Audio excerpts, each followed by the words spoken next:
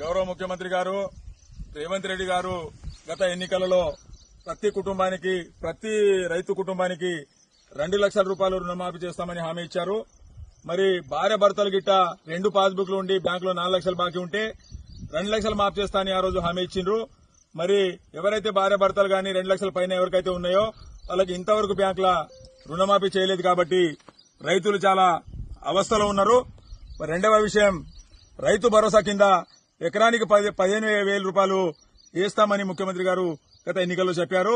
మరి వానాకాల సీజన్ ఒక 4 రోజులైతే పూర్తి అయిపోతుంది కాబట్టి ఇంతవరకు రైతు భరోసా కూడా ఇవ్వలేదు. దయచేసి ముఖ్యమంత్రి గారికి మేము కోరుకుంటున్నాము. ఈరోజు ఆదిలాబాద్ జిల్లా ముక్రాకి గ్రామం నుండి దయచేసి మీరు ఏదైతే హామీ ఇచ్చారో రైతు కుటుంబాలకు దాదాపు మా గ్రామంలో 40 నుంచి 50% ఇప్పటివరకు రుణమాఫీ అయింది. దాదాపు ఇంకా 50% రైతులు 2 లక్షల పైన ఉన్న వాళ్ళు రైతులు ఉన్నారు. మరి దయచేసి మీరు మాకు రైతు రుణమాఫీ చేయాలి. వెంటనే రైతు భరోసా మీరు ఇచ్చిన హామీ వేయాలని కూడా ఈరోజు మేము గ్రామం నుంచి మీకు మనవి చేస్తున్నాము.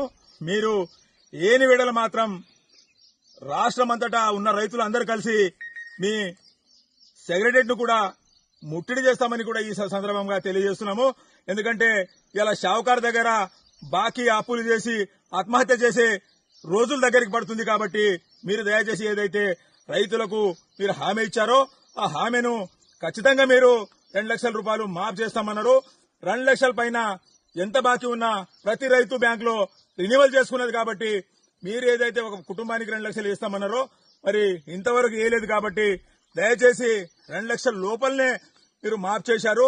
2 లక్షల పైన 5,000 ఉన్నా 10,000 ఉన్నా కూడా మీరు మాఫ్ చేయలేదు. కాబట్టి దయచేసి మీరు 2 లక్షలు ఏదైతే కుటుంబానికి మాఫ్ చేస్తామన్నారో ఆ హామీ మీరు నెరవేర్చాలని గౌరవ ముఖ్యమంత్రి రేవంత్ రెడ్డి గారికి ముక్రాకే గ్రామం నుంచి రైతులు మేము అందరము డిమాండ్ చేస్తున్నాము, మనవి చేస్తున్నాము. వెంటనే మాఫ్ చేయాలని మనవి చేస్తున్నాము. జై తెలంగాణ.